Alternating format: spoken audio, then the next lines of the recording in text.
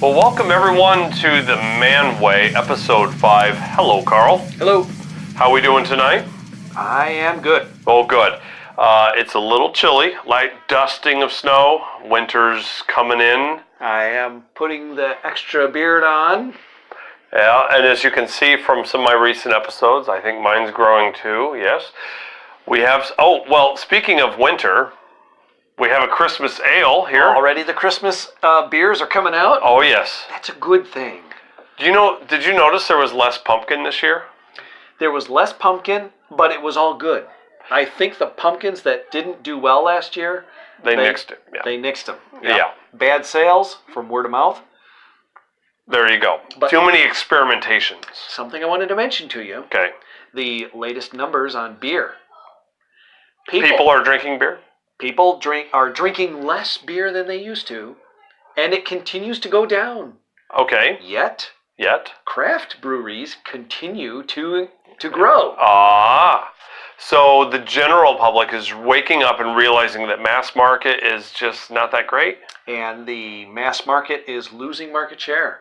Okay. And still, though, the amount of beer that people drink overall is going down. My question to you is, do you think that the United States will ever reach the per capita number of breweries that Germany, France, or England has? It'll take another 100 years. Czech Republic. It'll take 100 years to get there. Yeah. Because, for instance, in Germany, there's almost a brewery in every single little town. And understand that if you go to Germany and you look on a hill, let's say you're on a train and you look over a hill, you will spy, 2 or 3 towns. You don't see that in the United States, where you can look forever and you don't see any town. But there you see a huge conclave of little, residences and buildings and everything. And then there'll be a big swath of country, and then you'll see another one that is a few kilometers away. And they each have a brewery. And each At least has a brewery. That's right. But because of German purity laws, craft does not do well there. Not in Germany. Because there are actual laws that dictate how you can brew beer. Well, they are stuck with only or is it tradition? Grain, water, and yeast, I think, or something like that. Well, and hops. And hops, right. Grain, water, and hops, I think they say. Yeah. But that's not true for France or England, and they do a lot of experimentation. It's really, really vibrant. France and really the United Kingdom. Yeah. Because England, Scotland, Ireland, Wales, they all have craft. Spain now has craft beer. Even Mexico has craft beer, but we've now left the European continent. But anyways, good to see all of you. We will dedicate a future episode to that subject of craft beer worldwide. The state of craft. But for tonight, we have a Christmas ale from the lovely Bell's over in Comstock, Michigan. And just so you know, their Two Hearted is one of the best IPAs in the country, many years running now. Yeah. And here we have a special. Now, have you had the Christmas ale? I have. Okay. So here is a special treat that I have not had from Arcadia Ales, Apollyon Golden Ale. Now, this is a. What is this? Just a plain. A white Belgian, 9.3 ABV. Wow. Now, what's this one? Now, go ahead. I was going to say, I have had this one before, and I said, we've got to make sure that Adam has this. And when I got it, I looked at the label on it, and it was a big marketing copy that told us how this was the destroyer of all or something like that. Right. A lot of beer. Right. And, okay, I liked the beer. I want you to taste it. Tell me what you think. I'm ready. But I already said that I didn't quite think that the beer matched the hype. I think they should have simply said, this is a big white Belgian, and left it at that. And not gone for the destroyer of all. Right. We drank that Mars. Oh, it was so plain. Yeah. Well, and I think I blame that a lot on the marketing. Yeah, the marketing hyped it up to be super amazing, and it was just Pretty plain beer. Yeah, but if we... From Bell's, no less. Right, but if you drink that against, let's say, Founder's Solid Gold, it was better than Founder's Solid Gold, but then again, Founder's Solid Gold sets itself up as a regular daily drinker. It sets it up as a mass market competitor, yeah. Yeah. But better than the mass market. So Solid Gold, I'll give a hat. So to open the Christmas ale tonight, by the way, it's a Scotch ale. I forgot to mention that. Uh-huh. We have my trusty Cold Steel X2 Voyager, which is legal in most 50 states as everyday carry, even though it has a massive 6-inch blade. And I'll do that again for you for effect. There we go. A nice 6-inch blade. I chose the all serrated because I was doing a lot of work with serration at the time. If I purchase the X2 Voyager again, if it's still on the market, I'm going to do either the fully smooth blade or half serration. But to open this, we are going to use this to open the bottles tonight. We'll see how this goes. Now, this is a really sweet knife. Thank you. I gotta tell you, this is really nice. Cold Steel has fantastic products. Yep. So, a simple knife opening technique. Oh, that was Bang. beautiful. That was beautiful. Hit myself in the face. There we go. That's the only problem with using this instead of a regular bottle opener is it's a little unpredictable where that top is going to go. So, men and ladies, head out to coldsteel.com. Look at all their knives. Incredible steel. I've had this knife for about 12 years now, and that lock is solid. The blade is solid. It's good knife. Yeah. Really good knife, and I've put it through hell. It looks like you could have just bought it last week. All right, Carl, let's give these a try here.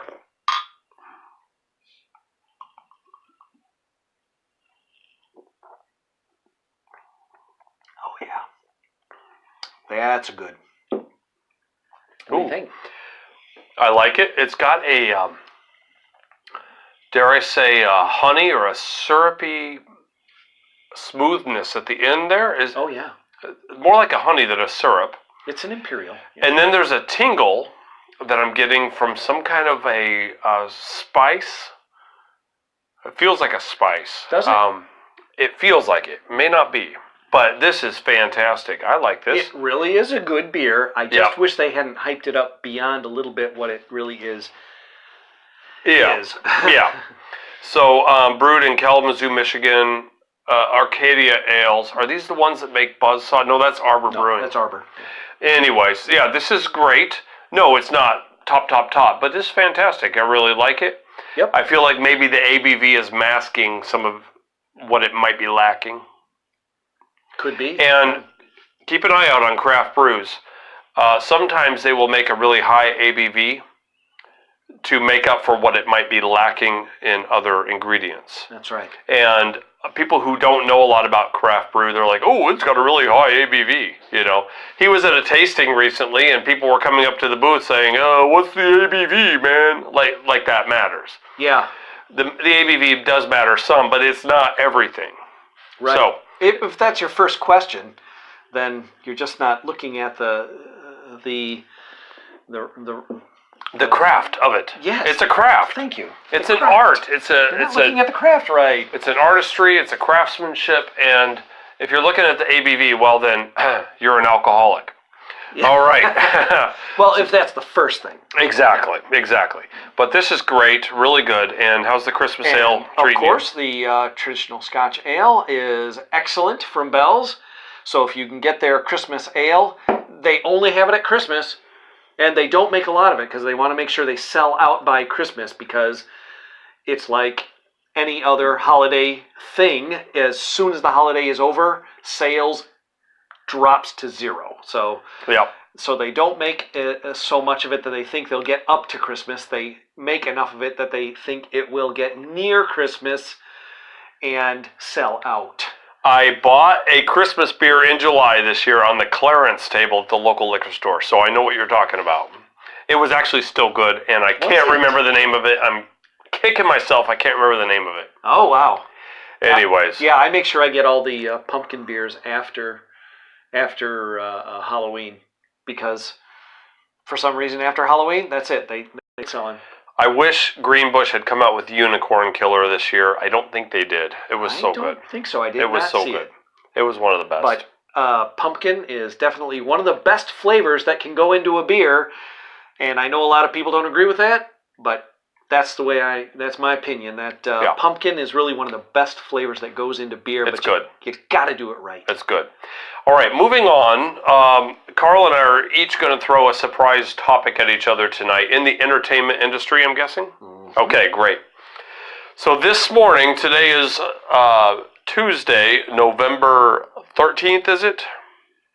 It is. This morning I watched the teaser trailer for Toy Story 4, which I had heard that they were coming out with, but I did not know for sure until that trailer came out Sunday or Monday. So I finally watched it today, Tuesday, and it starts out with, I think it was the Carpenters singing, and all the toys are holding hands. It starts out with Woody and then Buzz and so on. They're holding hands and they're dancing around in a circle. And I'm like, oh, hey, the whole gang is back together. This is great. I'm getting all excited. And then the camera keeps panning around this circle of hand-holding toys, and there's this weird little spork with the little, the pipe cleaner that you use in kindergarten? Yeah, sure. The little fuzzy pipe cleaners. There's a spork with pipe cleaners for arms and legs and stuff. Okay. And he's in the circle of toys, and I'm thinking, what's this guy? And then he pipes up, I'm not even supposed to be here, and he runs off, right? Okay. And it was very... Now, I like Pixar's movies, generally. Toy Story 1, Toy Story... I like the Toy Story series. I like Up. I like Pixar. It's good. Inside Out was fun. Yeah. And I want to believe that it's going to be a good movie, but they threw in the spork joke. And if you don't know what I'm referring to, about 15 years ago on the internet, you kids today, you know about your memes. Well, about 15 years ago on the internet, the spork became the meme. If you were random or if you were weird, you would talk about sporks. You would just bring up sporks.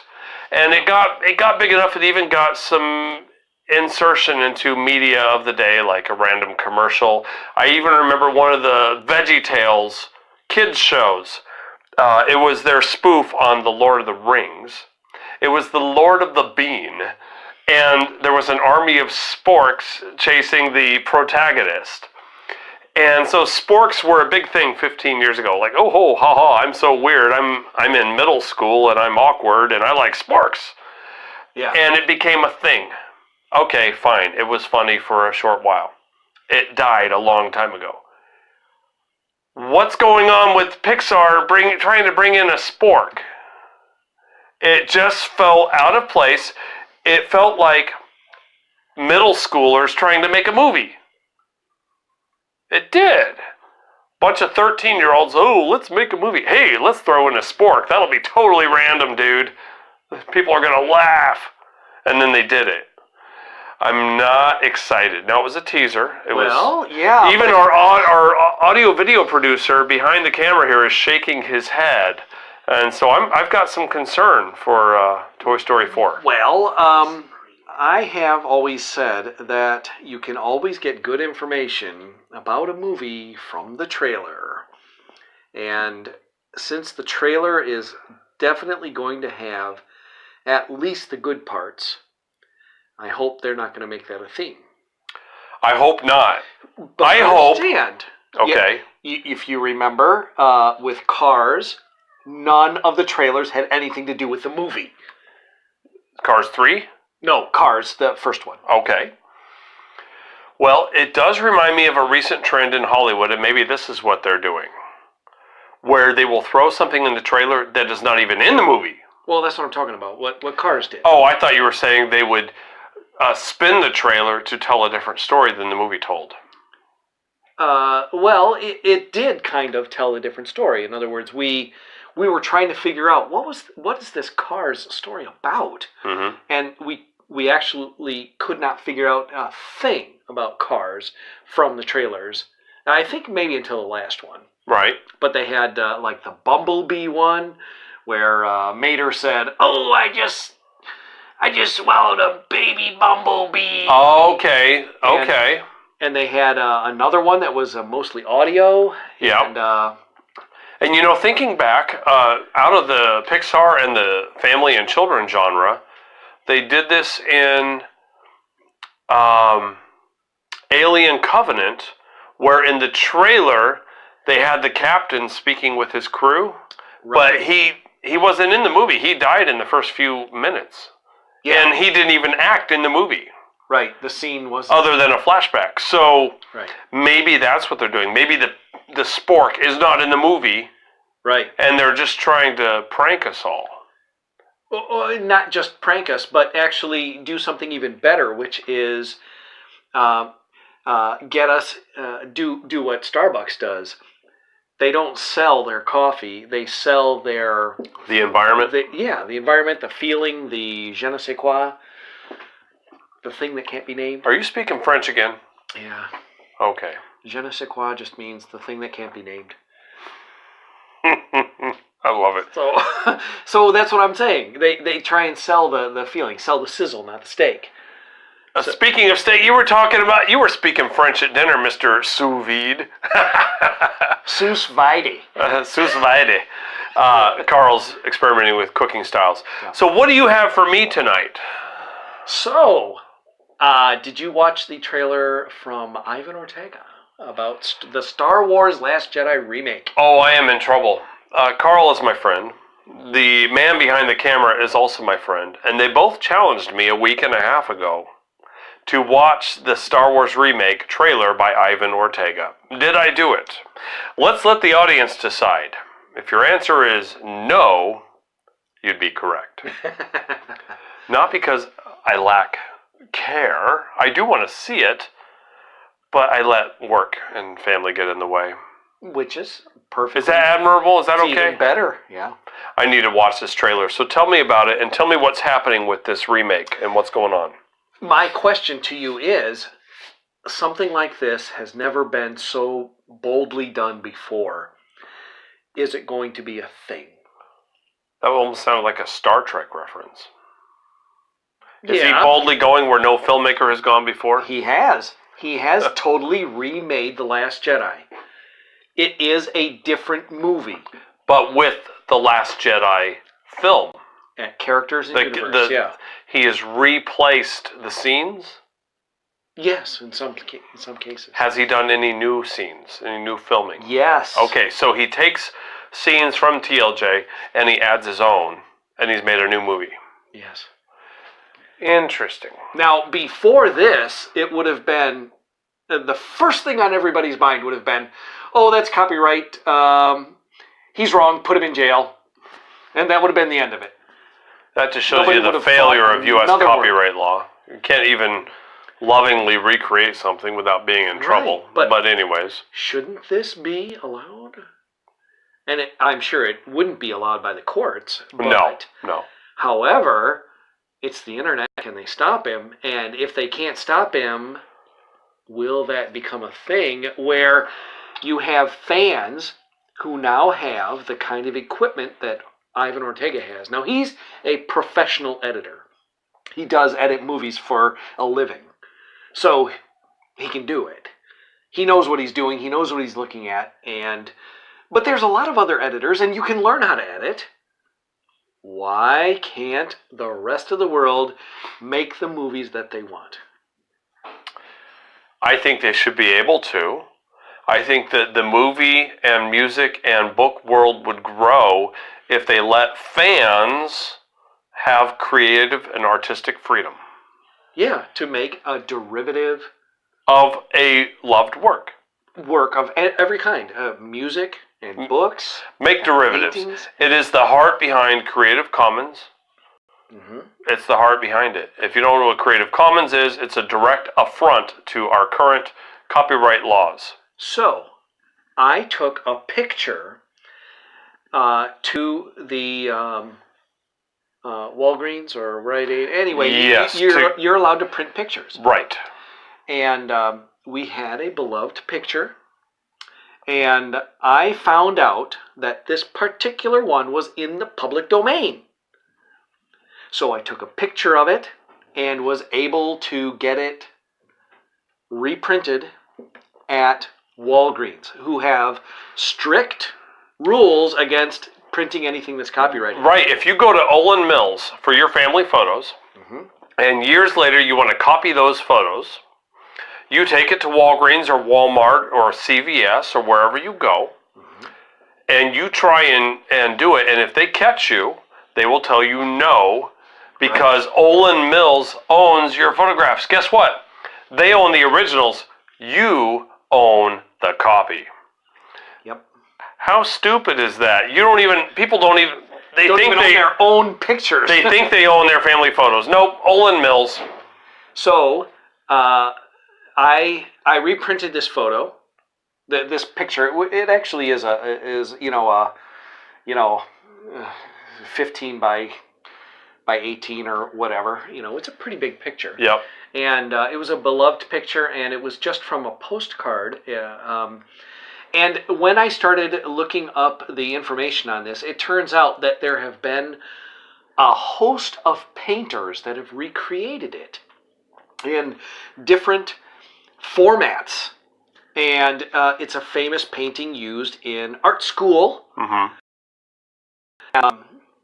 So I was allowed to, make a print of it. But they are very strict about that. And how do they know? Right. That's my question. How does Joe Walgreens, Yeah. minimum wage, working the night shift? How did he know if that was public domain? Right. How would he know? He wouldn't. Right. Just let it be. So yeah, our challenge tonight, and we'll finish up with Star Wars here, but our challenge tonight is to look at copyright law and say, would it be better if we just didn't do copyright at all? And if somebody wants to make money writing books, writing music, or making movies, then just make more. Yeah. Just make more. Don't rely on your past works. Just make more. The rest of us have to work for a living. Why shouldn't they? Yeah. Is that rude? And also, if somebody is going to make a work, as long as they're not, at least, if people say, oh, no, we have to have copyright. You can't spend $100 million on a movie and think that somebody can copy it. And yeah, I know all the arguments for copyright, and I understand, and you have a point. So let me just say that shouldn't still somebody be able to make a derivative work? Nobody is going to mistake Ivan Ortega's work for the real Last Jedi. For Rian Johnson. Because it's totally opposite. It's totally opposite. Nobody will mistake it. Why can't he use that? Right. Ideas can't be owned. That's the heart of the matter. That's the heart of the matter. Ideas can't be owned. It's inanimate. You can't put an idea in a box. Right. You know what you can put in a box? A 12-pack of Apollyon. Bring it on. Oh, yeah. A 12-pack of Christmas ale. Get a Christmas ale. All right. Well, thanks for watching tonight. We hope you've had a good time. We want your comments. We want your beer suggestions. We want your media suggestions. And do we want subscriptions? Yes. Sure. Why not? Yeah. Like and subscribe down below. And click the bell so that you always get an update. A notification. When we post a new video. And as the youngsters say, smash that like button. Yeah. Smash it. Smash it. All right. Thanks, y'all. Have a good night. Good night.